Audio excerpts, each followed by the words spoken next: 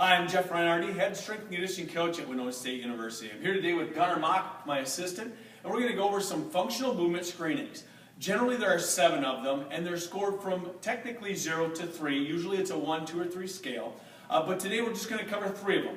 You can go over them very quickly with your athletes and get a really quick idea of where they might have some deficiencies in some of their movement and some things that you might be able to do about them. So I'm going to turn this over to Gunnar. All right, so the first test we got is a deep squat test. So with this test, I'm going to give Coach Nardi this dowel. I'm going to tell him to go overhead with the dowel. I'm going to actually bring his hands in a little bit so his hands are almost above his shoulders right here. I'm going to get his feet about shoulder width apart. Now this deep squat test is looking at shoulder, hip, and ankle mobility all in one. So we're hitting 3 major areas with one test. So the first thing I'm going to cue to Coach Nardi is to just sit back and squat as deep as he can. And we're going to come back up. So as we saw, Coach Nardi comes down, his feet kind of turn out, and he kind of comes forward a little bit with his torso. So I'm going to tell him to do it again. Squat down, Coach. Yeah, slight forward lean, come back up, and give me one more, Coach, one more. Good. So when I see that, with this, you can put your hands down. With this first part of the test, I see that Coach kind of leans forward just slightly with the torso.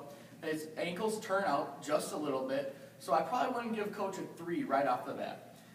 A 3 in this case would be perfect upright torso, hip crease below parallel, and the feet relatively straight forward, which is pretty tough to do. So I'm going to take Coach. I'm going to have a 2x4 here. In this case, we have something similar to a 2x4, and that's really all you need for this test. I'm going to elevate his heels here, and I'm going to ask him to replicate the same exact test. Squat down as deep as you can, straight and back up. As you can see, Coach is much more upright with his torso here. His feet don't turn out at all. Can you give me another one, Coach? Straight down, depth is fantastic right here, and come back up. So I would give Coach a 2 on this case. All right, Coach, can you demonstrate me just a really bad one? Sure.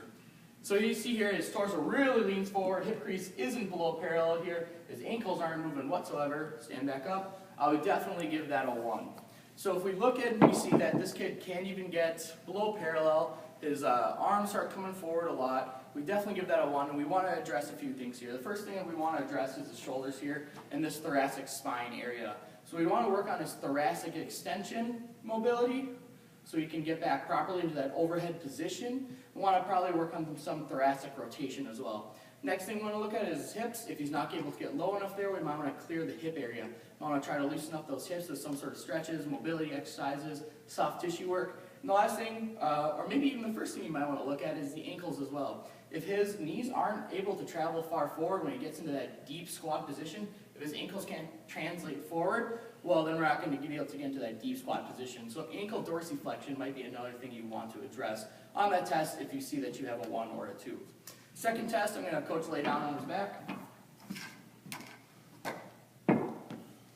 He's going to put the board right under his knees right here. And this is just a simple active straight leg raise test. And this is just looking at pelvic control and functional hamstring flexibility.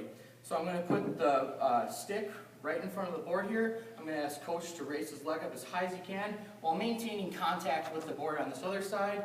And I'm going to be looking at the lateral malleolus right here. So, and that's just the outside of the ankle. And I can see that Coach is somewhere between his mid-patella and his mid-thigh. And you can go back down. So I'd give that a 2 right there. Now, if Coach was able to really get up there, maybe cheat it just a little bit, we can get between the mid-ASIS, so his pelvic bone right here, and his mid-thigh, that would definitely be a 3. Now, if he's all the way over here between that mid-thigh and foot, or that mid-patella and foot, that'd be a 1 right here. So that's really simple. And if there's any excruciating pain associated with that test, then we would give that a 0. So right here, Coach, we can do both sides. We can give 3 reps each side, and we can score the best on each leg for that test. And we can see any deficiencies. If one knee has to come up for the other leg to come up, we can say that they might have poor pelvic control. So we might want to work on some sort of hip extensioning patterns, such as hip bridges, something like that. Or if they're just extremely tight in the hamstrings, that just means they have poor functional hamstring flexibility. And that's something that we want to attack with soft tissue work, any extra mobility work, active stretching work that we can really work on there. And this is a very telltale one. So Coach, hand up there. So that's the second test that we have. Last test requires no equipment at all. So I'm going to ask Coach to make 2 fists with his hands, Take his right hand overhead, yep, as far as you can, good, and the left hand underneath to where his palm's out. I'll walk over here, Zach. Yep. So as you can see, I'm asking coach to try to get his hands as close as you can together while keeping his ribs down as much as you can and keeping a really neutral spine. So as you can see, coach is about, I would give him almost a 3 here, but as you can see, his scapula is really winging out there, not adhering very well to his rib cage.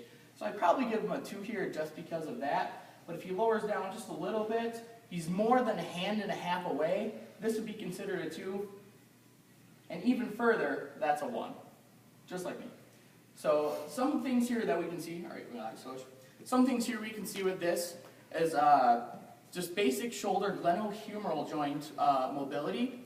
Another thing we can look at is scapular control, just like we saw in coach here. He might be deficient in that a little bit, something to work on as well. Maybe more serratus work, reaching patterns, rowing, something along those lines. And then we can also address soft tissue. So if these pecs are really tight, these lats are really short, the rectus abdominis is super short, coach might have this forward rounded posture here, which might not allow him to get back here, which he was good with. But some kids, especially younger kids that sit all day long, they might have that forward shoulder posture. So we want to work soft tissue of the pec, soft tissue of the lats, soft tissue of the rectus abdominis back here to allow for a greater range of motion within that shoulder joint. So those are 3 basic tests that you can take a look at, and you can take a look at shoulder, hip, ankle, hamstring flexibility, a lot of things we might see deficiencies even within our collegiate athletes here as well. So with that, hopefully you guys can take these tests back, utilize them in a quick fashion.